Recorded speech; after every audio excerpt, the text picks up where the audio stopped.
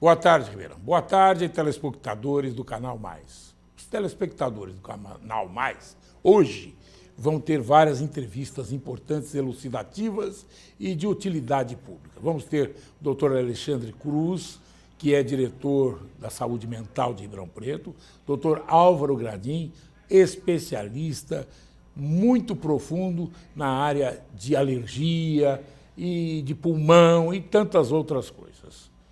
E nós vamos ter também o Chico Alencar, que é um dos principais contrários ao Temer, do PSOL. Bom, eu quero inicialmente dizer que Ribeirão Preto está assim, meio atordoado, né? Que era pelo preço da gasolina que aumentou, e absurdo, absurdo. Eles fazem as compras dele no atacado e no varejo, e nós pagamos a conta, sempre, no tempo da Dilma, agora e tudo mais. E não se pode fazer nada. Olhando no frigir dos ovos, acho que é melhor ficar aí até acabar o mandato e depois ir para a cadeia, né? E enquanto isso a gente vai preparando, porque não tem nenhum. O Chico Alencar fala isso. Quem é que tem? Rodrigo Maia? Pelo amor de Deus. Pelo amor de Deus. Álvaro Dias? Não sei lá. Quem poderia sê-lo? Não sei. Alguém do Congresso? Aonde você puser a mão ali tem caca. Então, gente, está na hora da gente começar a pensar. Ver as lideranças lúcidas, honestas, para colocar aí. Agora, enquanto isso, vão pagando imposto. Porque eles escorregaram na maionese, enfiaram o pé na jaca e tudo isso. E vai ver nos postos, já estão mudando, mudaram tudo. Eu tive sorte de pegar logo na primeira hora, mudei para um dia. E você pensa que é pouco? 4,61%. Multiplica por 50 litros de combustível, dá quase R$25 cada tanque a mais. O álcool, 19 centavos. Multiplica por 50, dá 10. Dá 10. E outra coisa, eu pergunto, o álcool que é misturado à gasolina, eles vão cobrar o 0,19 e vão cobrar o 0,41? Dá 60. Dá 60. É uma história. Uma vez eu perguntei para o César Calles, aquele oretião, perguntei para ele sobre para onde ia o dinheiro do álcool incrustado na gasolina. Certo?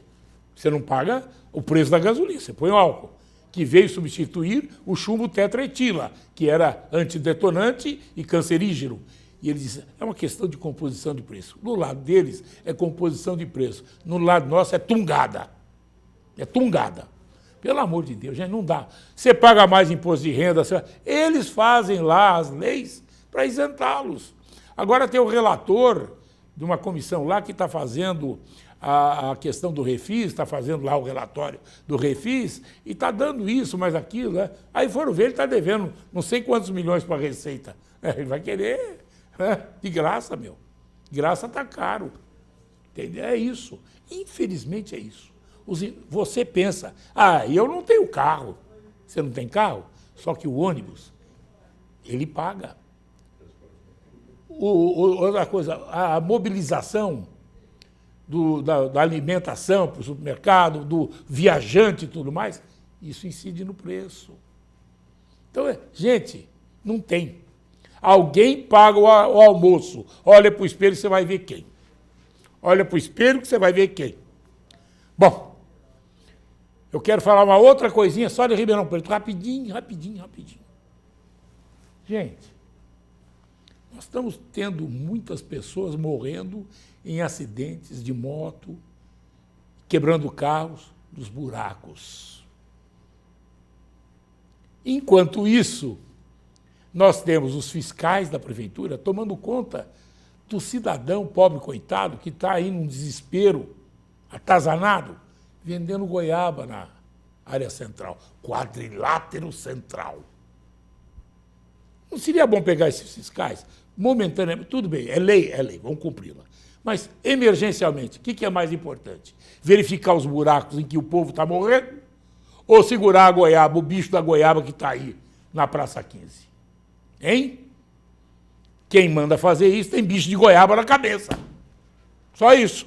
Tem bicho de goiaba na cabeça, para não falar outra coisa.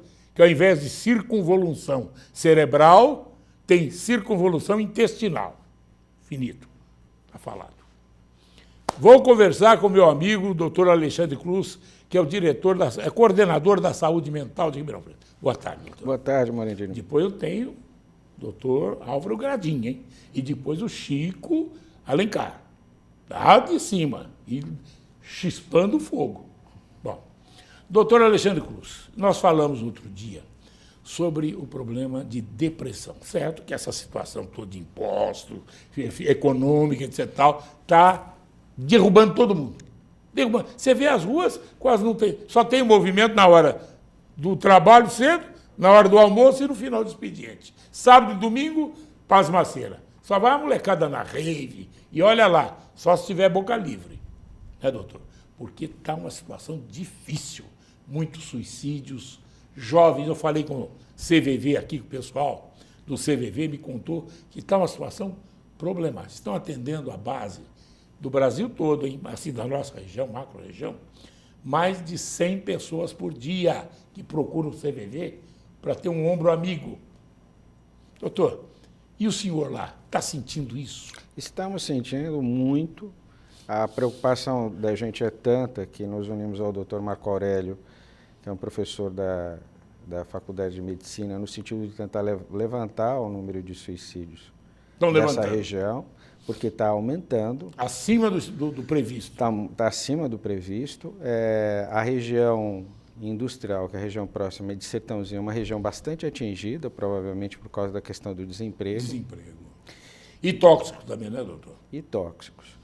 E esses são os suicídios que a gente consegue naturalmente detectar. Temos outros que são aqueles disfarçados, num acidente, numa coisa de trânsito. O cidadão procura um acidente que você não sabe como é que aconteceu, porque o cidadão quer ter um seguro, ou pelo menos não quer ter a pecha de ter sido suicida. Exatamente. Então, nós estamos numa situação assim muito grave, está atingindo as famílias, um número muito grande de jovens solicitando assistência, porque não conseguem lidar com os problemas, tem sintomas bastante sérios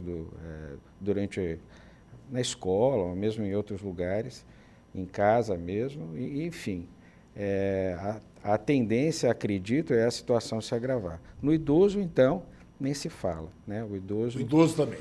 O idoso não vê perspectiva. Não vê perspectiva, tem recebido menos assistência. Muitas vezes há um descompromisso, às vezes, de algumas pessoas no entorno para lhe dar a ajuda que ele realmente precisa. Então... aliás, com relação ao idoso, doutor, deixa eu me colocar aqui um problema que tem acontecido e algumas freiras de atendimento a idosos me vieram trazer. Diz que muitas vezes o idoso, ele assina um documento passando os bens para os filhos, usufruto deles. Eu não sei como se faz isso, mas tem gente que consegue fazer. É absurdo, mas é verdade. Eles forjam a assinatura do idoso e tiram tudo dele de volta e o mandam para o asilo, ou os idosos mandam para o asilo. Diz que aquela história, filho não é problema, o duro são os outros agregados, certo? Que aí não querem saber do idoso em casa, não querem dar amparo e guarida e vão para fora. É uma situação real, né? Tem outras situações, por exemplo, nesse mundo de escassez financeira, que é a pessoa pegar empréstimo pelo idoso, né? Empréstimo consignado, pega e quem pega o empréstimo é o parente. É o parente. E o idoso, às vezes, fica reduzido. Desvalido, desguarnecido. Essa possibilidade, aliás, foi criada de uma época para cá. Ela não existia antes de pegar... Não, e hoje, desculpa a expressão, está uma zona do meretrício isso. Porque os bancos estão fazendo de tudo para tirar o minguado salário, o que sobrou. E não há... deveria haver um controle, né, sobre isso. Não tem, doutor. Aliás, o senhor acaba de se aposentar hoje. No dia seguinte, o senhor está recebendo um telefonema de banco oferecendo consignado, cartão de crédito, etc. Por quê? Lá de cima do INSS sai os DVDs com os nomes daqueles que se aposentaram, com o telefone da mulher, com o telefone de casa, com a renda dele, quanto pode ser consignado, etc. direto. Então, e será que esse idoso deu permissão para dar essa, não precisa esses dar. dados? Né? Não precisa dar nada, doutor. Idoso um detalhe.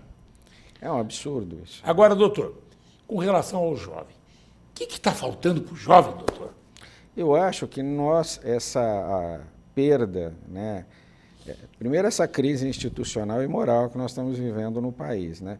E essa perda também é de um norteador. Antes, o mundo tinha essa divisão entre direita e esquerda, entre leste e oeste, né? E as pessoas se dividiam nas suas ideologias, mas com uma esperança de um lado ou de outro. Agora, não há mais. Está todo mundo no mesmo barco. O muro de Berlim caiu e, na verdade, o que se observa é uma ausência de perspectiva aqui, no leste europeu e em todo lugar. Principalmente nos países mais afetados por crise, como o caso do Brasil, toda a América Latina, né, está sendo afetada, mas o Brasil está sendo muito afetado ainda, porque houve uma desorganização muito grande com toda essa questão da corrupção. Né? Doutor, outra coisa. Está faltando, por exemplo, o jovem que se desvia do caminho que a gente acha que é o certo, sei lá, eu amanhã capaz de estar errado. Está faltando o afago paternal, a consciência maternal, o acompanhamento maternal.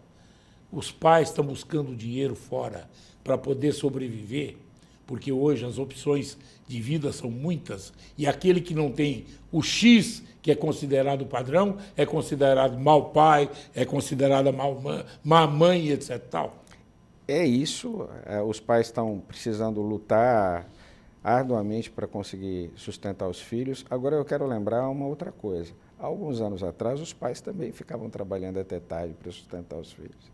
Eu me lembro, meu pai trabalhava com telecomunicações aeronáuticas, ele dava plantão, ele voltava muito tarde para casa.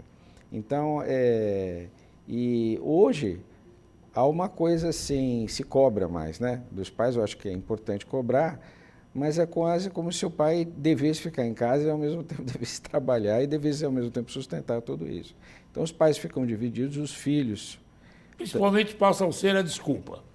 Os filhos passam a enfrentar dificuldades e, ao mesmo tempo, há uma intolerância. O que se observa é uma intolerância, às vezes penetra a família. Independentemente da religião, falta um pouco de religiosidade?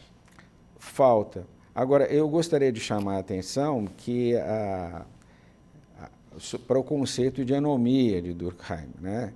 Que é quando você fica num estado sem lei ou sem uma diretriz... Ou com maus exemplos lá em cima, né?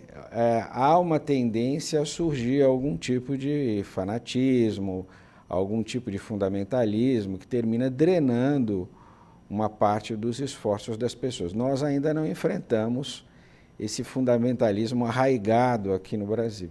Mas alguns países europeus estão enfrentando uma situação muito difícil. Outra coisa é a falta de lei punitiva, né? Sim.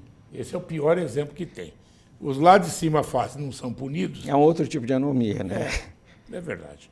Doutor, e aí, chegou alguma coisa em termos de atendimento médico, internações, etc., para os dependentes químicos? O que tem ocorrido, o que está nos preocupando, são algumas informações que estão ainda sem confirmação, mas com vários indícios de possível redução do número de vagas de internação pelo Estado.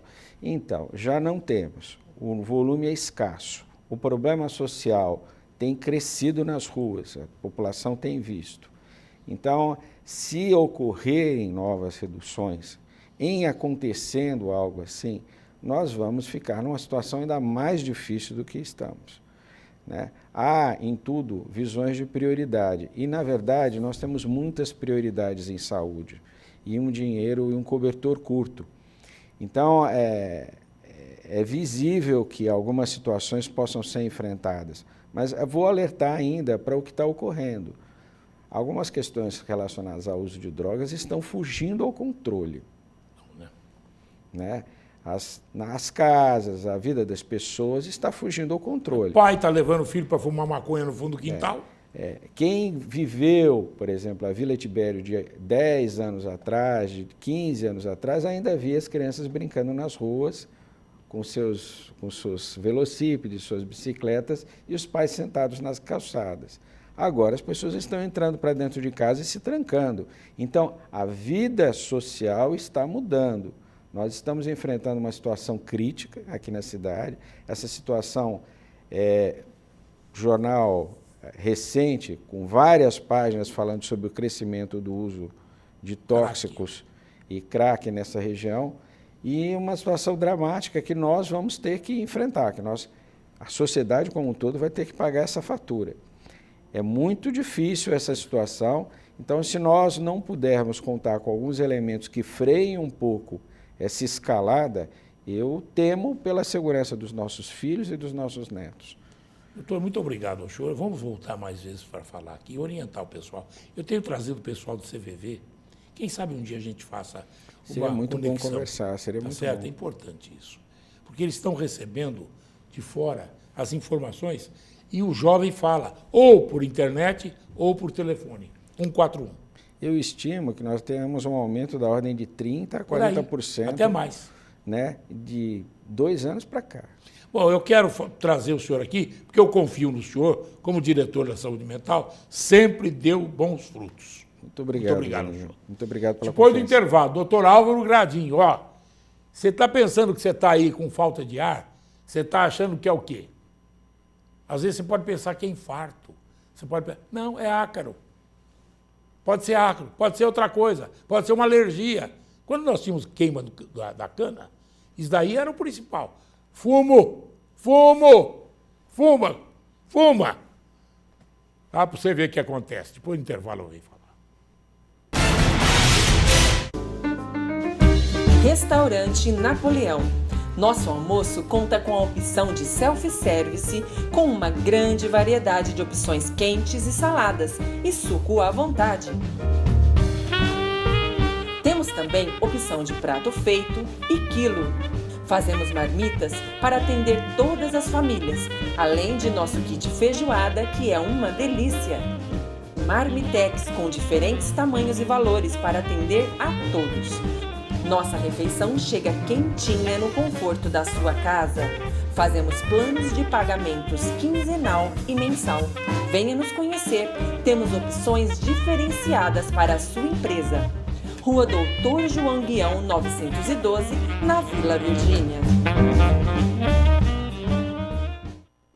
Encontre tudo para a decoração do quarto do seu bebê. Diversas opções em móveis, poltronas, papéis de parede e tecidos para a confecção do enxoval.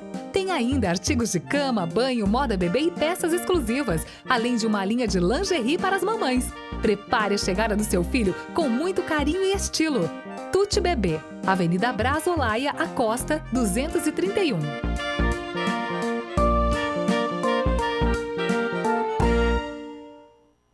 É muito importante proteger a sua marca. Registre o nome de sua empresa e evite problemas. A Munhoz Mendes Consultores Associados vai cuidar de tudo para você. Direitos autorais, registro de marcas, patentes e assessoria jurídica. Ligue agora e agende uma visita. 16 3941 6015. Acesse o site www.munhozmendes.com.br.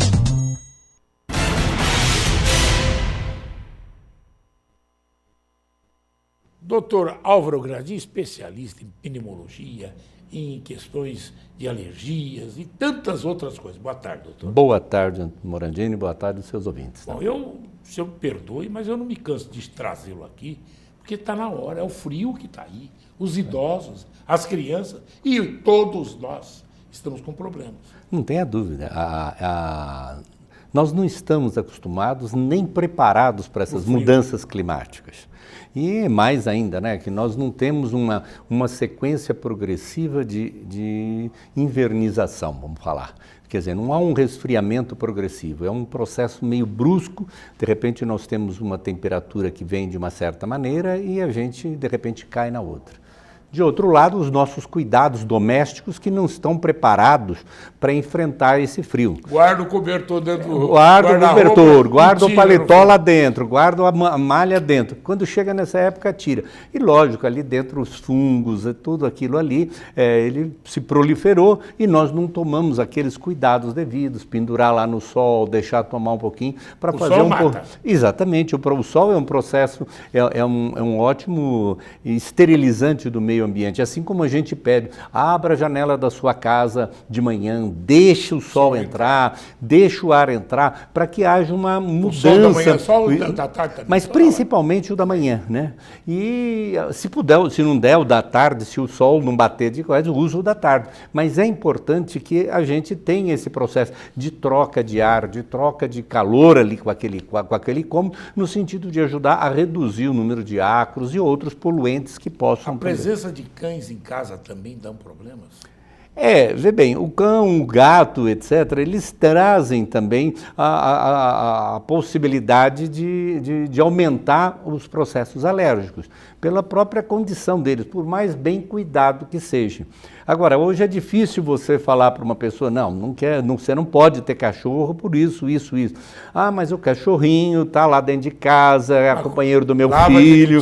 Eu falei assim, bom, a gente tem que ter os devidos cuidados para que esse cachorrinho ou não entre tão próximo, ou não esteja tão próximo das vias respiratórias, principalmente em se tratando de criança, porque essa está numa fase de crescimento e tudo no organismo dele está se adaptando, está criando condições para que ele possa ter uma vida melhor na vida dele, uma vida futura melhor. E o alérgico, ele é um problema, porque ele pode hoje não ser alérgico e amanhã ele ser, porque é um processo que ele nasceu com algum déficit lá dentro do organismo dele que vai desencadear. Um DNA, né? Exatamente, é porque fala assim, aí a pessoa fala, pô, mas eu estou hoje com 40 anos que apareceu alergia. Não, você tinha lá dentro, ela estava incubada, estava na moita. Aí você teve um alergeno, um processo qualquer, alguma coisa que você inalou, alguma coisa que você entrou em contato, alguma coisa que você comeu, alguma coisa que você passou no corpo, e aquilo veio a desencadear. Comida também dá processo alérgico? Pode. Aquelas urticárias? Além das urticárias, ele também, por exemplo, o leite pode, muitas vezes, o leite dar alergias respiratórias, né? Você tem alergia respiratória Dá até pneumonia, muitas vezes. Não, aí vem os quadros, né? Porque o quadro alérgico, ele predispõe a que você tenha uma infecção. A infecção aumenta a alergia. Então você fica num feedback. Um aumenta, o outro acompanha, vem aqui. Aí volta, aumenta do lado de cá. Então, quando a pessoa tem que tomar os cuidados preventivos e, ao mesmo tempo, os cuidados sintomáticos. No momento que ele começa a sentir, ele precisa ter uma orientação no sentido de se prevenir a evolução desse processo. Por exemplo, quando criança, um dos meus filhos teve problema de bronquite asmática, né? Que vem do meu pai também e tal. E o médico mandou ele nadar. Pequenininho. Sim. 6 meses, 7 meses, nadava. Exato. E isso daí diz que é para abrir o pulmão. Ele aprende, porque o paciente com doença respiratória, ele muda o seu modo de respirar. Ele não faz a inspiração e a expiração correta, primeiro de tudo. Segundo, que aí o que ele precisa? Ele precisa ser reeducado. E a natação, pelo processo de nadar na piscina, de ele fazer o exercício respiratório, aquela dar 2, 3 braçadas, vira o rosto para o lado para buscar ar, ele aprende a respirar melhor e, ao mesmo tempo, ele provoca não é uma dilatação, mas completa todo o processo respiratório dele de inspiração, e de expiração. E isso vai fazer bem. De outro lado, as piscinas hoje aquecidas não são tão salutares assim. Não.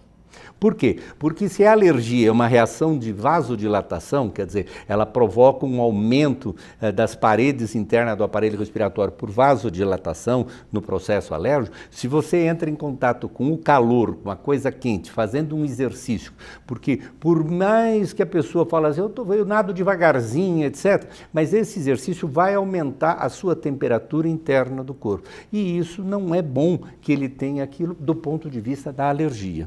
Agora, disse o seguinte, que o idoso, nesta época, está mais afeito ou está propenso a ter problema de AVC e de problema cardíaco e circulatório. Por quê? Exatamente porque, primeiro, com o frio nós temos uma vasoconstricção. Então a circulação periférica ela diminui para proteção, para manter uma temperatura média do nosso corpo interno. Automaticamente ela vai aumentar a pressão interna e ela vai forçar exatamente os vasos internos e principalmente os vasos que irrigam o cérebro e irrigam as paredes do coração. Esse processo, se a pessoa já tem uma plaquinha de ateroma lá, ou seja, um colesterol um pouquinho aumentado, plaquinha de gordura.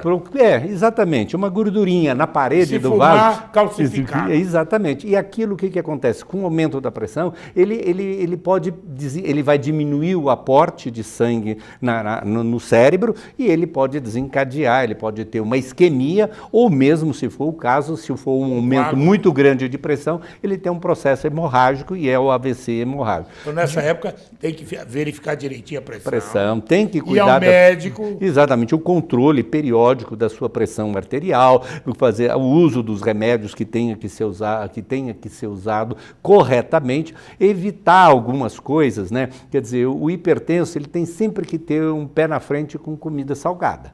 Isso é patente. Tirar o sal. Tem que reduzir o máximo que ele puder, porque o sal vai aumentar a quantidade de líquido e, logicamente, o aumento da pressão arterial. E o vinhozinho, doutor?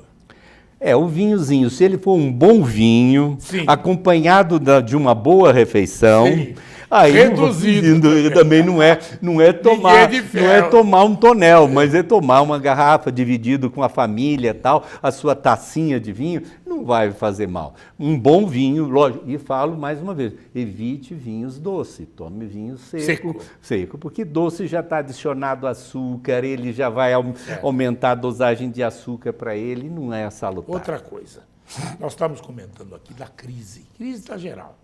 Ninguém fala em outra coisa senão crise. Então, o senhor dizia assim, olha, e a crise repercute no funcionamento orgânico. Não tenha dúvida. É isso? Exatamente. Todo esse processo de crise, esse medo o desemprego, o medo de perder o emprego, o medo porque o dinheiro não está dando para pagar as suas obrigações naturais. Vai aumentar o imposto. Aumentando o imposto e assim por diante, automaticamente aumenta a tensão das pessoas. Uns ficam mais ansiosos, outros ficam mais deprimidos. E todos os dois processos comprometem tanto o processo vascular quanto o processo respiratório. E como eles estão imbricados e muito próximos e um ligado demais ao outro, nós temos os vários comprometimentos, tanto respiratório quanto problemas. Criança pequenininha, doutor, o que fazer? Criança pequena, eu acho que... Antigamente a gente era enrolado numa faixa, até os 3 meses você ficava duro. Usava, exatamente. Hoje não, hoje põe a fralda descartável, que é muito prático, é muito bom, mas está causando um problema para o meio ambiente, né? Para o meio ambiente, porque nós sabemos quantos séculos vão demorar, quantos anos vão demorar para ser deteriorado e o nosso meio ambiente está sendo jogado. Quais outros problemas têm surgido no seu consultório? A maior parte dos problemas de respiratório é a tal tosse seca, persistente, e ela vai levando a pessoa a sentir um afogamento, uma dificuldade. Vai achar que não vai respirar. Né? Que não vai respirar. E leva realmente, às vezes, até um broncoespasmo, em função da intensidade dessa tosse. A pessoa não consegue respirar. Não consegue respirar de acordo, ele não consegue expectorar porque a tosse é seca, e cada vez que ele vai tossindo e vai irritando mais o aparelho respiratório, mais obstrução ele vai obtendo. Quero que o senhor volte aqui para a gente falar de ronco. É importante. Falar de ronco. Porque hoje passou a ser um objeto comercial. Vai, come aqui, vai, põe aqui. Tal negócio. Aqui, põe o CPAP, tira o CPAP, depois não sei o quê. Então eu quero depois que o senhor venha aqui, uns dias mais adiante, para a gente falar do ronco. Correto. Tá certo? Tá certo. Ronco é importante a gente falar. E demais. Muita gente tem e é problemático, pode causar até uma morte por uma síncope cardíaca. Exatamente. Né? Ou ter problemas. Uma apneia do sono prolongado, você não sabe a que nível de comprometimento do sistema nervoso central. E pode comprometer até o cérebro por falta de oxigenação. Exatamente. Né? Doutor Álvaro Gradim, muito obrigado pela sua vinda aqui. Obrigado O senhor você, que Marandinho. a gente conhece desde a juventude. Exatamente. E a gente sabe da sua competência. Obrigado. Né? Obrigado. E atende os hospitais, e atende no consultório. Isso é muito importante. Obrigado, Morandini. Obrigado pelo espaço para a gente Muito poder orientar obrigado ao pouco as senhor. pessoas. E volte sempre, porque é importante a Correto. gente orientar esse povo. Correto. É utilidade pública. Exato. Muito obrigado. Obrigado. Daqui a pouco, Chico Alencar, o homem que não quer ver o Temer. Nem o capeta também, depois do intervalo. Restaurante Napoleão. Nosso almoço conta com a opção de self-service, com uma grande variedade de opções quentes e saladas, e suco à vontade. Temos também opção de prato feito e quilo. Fazemos marmitas para atender todas as famílias, além de nosso kit feijoada, que é uma delícia. Marmitex com diferentes tamanhos e valores para atender a todos. Nossa refeição chega quentinha no conforto da sua casa. Fazemos planos de pagamentos quinzenal e mensal. Venha nos conhecer. Temos opções diferenciadas para a sua empresa. Rua Doutor João Guião, 912, na Vila Virgínia.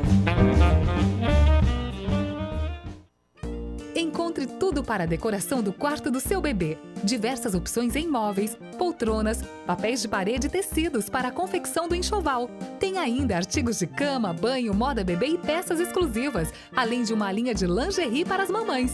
Prepare a chegada do seu filho com muito carinho e estilo. Tuti Bebê, Avenida Braz Olaia, Acosta, 231.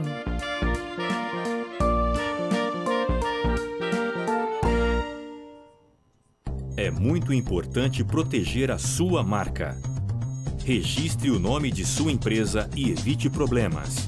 A Munhoz Mendes Consultores Associados vai cuidar de tudo para você. Direitos autorais, registro de marcas, patentes e assessoria jurídica.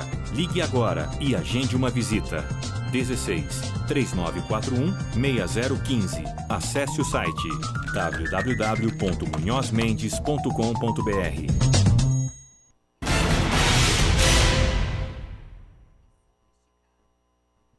O deputado Chico Alencar, do PSOL, tem se destacado na oposição ao atual quadro político, e particularmente com relação ao presidente da República, àqueles que o assessoram, e principalmente depois das denúncias que surgiram, embora já tivesse uma posição firmada anteriormente. Chico Alencar, do PSOL, boa tarde. Boa tarde, é um prazer estar aqui, Morandini. Prazer é todo nosso. Chico Alencar, ele tem a família aqui em Santa Rosa de Viterbo, não é isso? É, minha mãe é daqui. Aqui em Ribeirão também, não? Não, não. Tem, claro. A família vai crescendo e tem gente que mora aqui em Ribeirão, mas a minha raiz materna, Santa Rosa de Viterbo, minha mãe e meu pai é piauiense. Deu uma mistura boa. E eu mesmo nasci no Rio de Janeiro. A minha irmã mais velha é santarrosense. Explica uma coisa, como é que você foi parar no Rio de Janeiro? Pois é, exatamente naquele tempo lá, final da década de 40, década de 50 do século passado, você sabe bem, o povo, quando conseguia, a classe média, algum recurso, ia passar estação de águas, passar Caxambu, Cambuquira.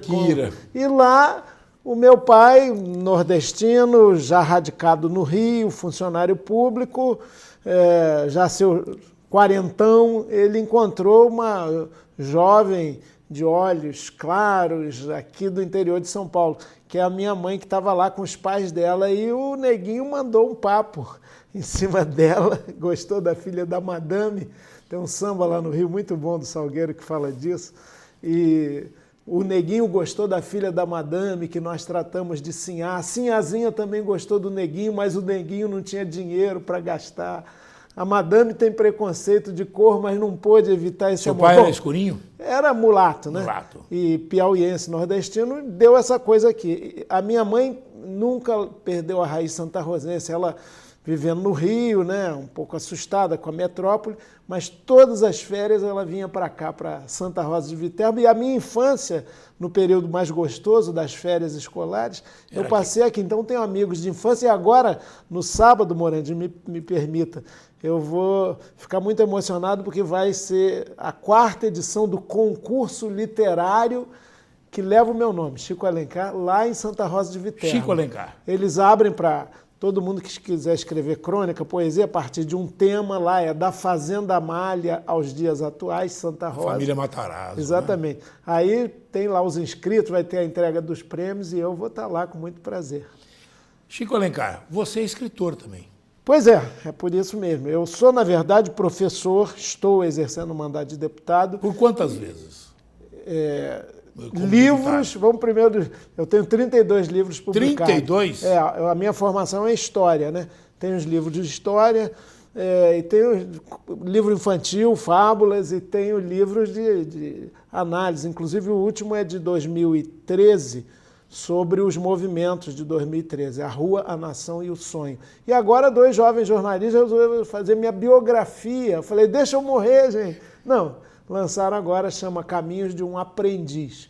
Mandato, aí sim, eu fui vereador do Rio por 2 vezes, disputei a prefeitura por 1,5%, não fui para o segundo turno, quem foi Sérgio Cabral, não invejo a trajetória dele. Com pesão.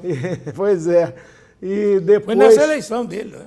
Foi. Quase que você chega lá. Pois é.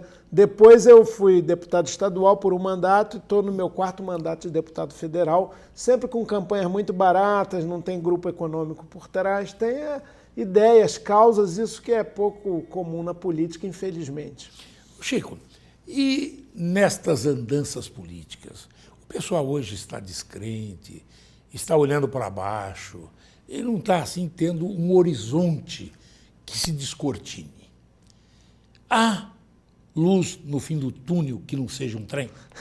Vindo na nossa direção? Morandini, o Brasil, e eu tive esse privilégio, eu conheço muito o país, andei praticamente todos os estados. Onde você vai tem gente produzindo cultura, arte, sensibilidade, batalhando a beça, suando para sobreviver, mas com uma dimensão humana muito singular. Eu não acho que o Brasil é o melhor lugar do mundo, cada povo, né, tem a sua singularidade, né, nem melhor nem pior, mas a nossa diferença de lugar no mundo, da civilização brasileira, Darcy Ribeiro falava muito nisso, nos permite ter essa esperança. Talvez a criatividade, a diversidade da nossa gente não tenha correspondência com governantes e legisladores com a mesma diversidade, sensibilidade e honestidade, mas é um processo, é uma luta. Eu acho que a Lava Jato está sendo positiva nesse sentido, desvendando a podridão e o conluio, grandes grupos econômicos, empresas e o povo do mundo da política. Esse conluio tem que acabar. Você acha que acaba? E acaba? Acaba. Eu acho que pelo menos vai agora diminuindo. Pegaram um dinheirinho 600 mil do Lula, água de flor de laranjeira. Pois é, mas eu acho que isso vai diminuindo, vai ficando difícil. Eu vejo lá em Brasília, os deputados reclamaram muito da campanha municipal do ano passado, porque não tinha dinheiro de empresa. Tá agora então vai ser pior. Aprende a fazer, gasta sola de sapato, gasta saliva, não fica dependendo dos jatinhos e da compra de votos. Então é um processo, é difícil, com avanços e recuos, mas eu tenho essa esperança, eu não desanimo não. O que você achou da defenestração da Dilma? Cassação da Dilma. Eu acho que ali, naquele processo, não foi bacana, não foi legal, não foi democrático. Foi golpe? Golpe institucional, sim, parlamentar, né? Um conjunto de forças, né? A Fiesp, setores da mídia e os parlamentares fisiológicos, grandes corporações empresariais se articulam. A Dilma se tornou disfuncional. O setor financeiro, não? Também, claro, porque... Mas veja, nós somos do PSOL, que é um partido pequeno ainda em construção, nós fizemos oposição à Dilma, tínhamos uma visão muito crítica. Agora, a Dilma faltou algo que você, que já esteve nesse meio chamado político, institucional, sabe que é imprescindível. Faltou um mínimo de articulação de jogo de cintura, ela que o Lula mandava, tem de sobra. Mandava. Muito avessa, ela não gostava do mundo da política, nunca tinha disputado uma eleição, talvez nem para síndico de prédio dela. Isso lhe deu uma rigidez muito grande. Por outro lado, ela começou a contrariar, de fato, alguns interesses. Eu soube que o Eduardo Cunha, meu conterrâneo, que é o que mandava, né? Está lá mofando na cadeia também, com muita razão, ele queria o fundo de pensão de Furnas, centrais elétricas. E a partir dali... Mas mexeu até no fundo de garantia? Pois é.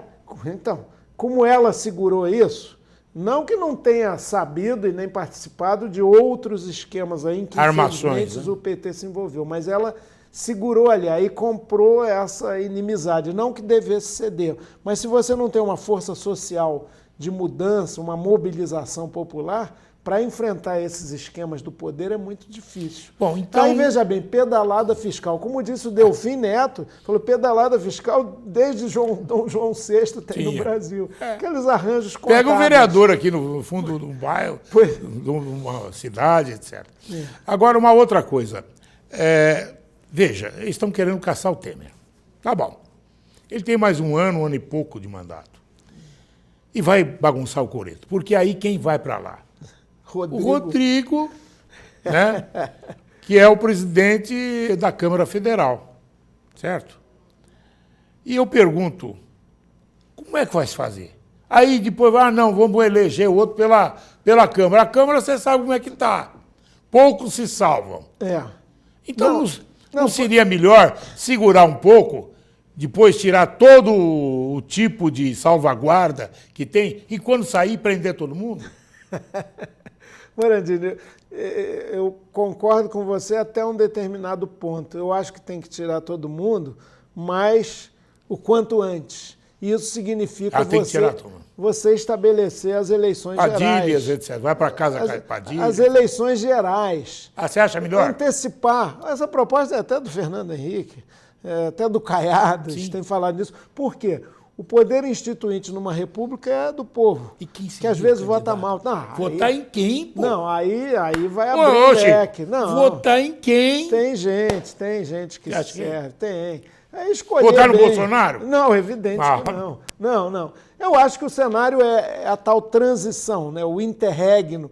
O Antônio Gramsci, um filósofo italiano que teve tempo para escrever porque ele foi preso pelo Mussolini, ficou muito tempo na cadeia, ele falava do interregno.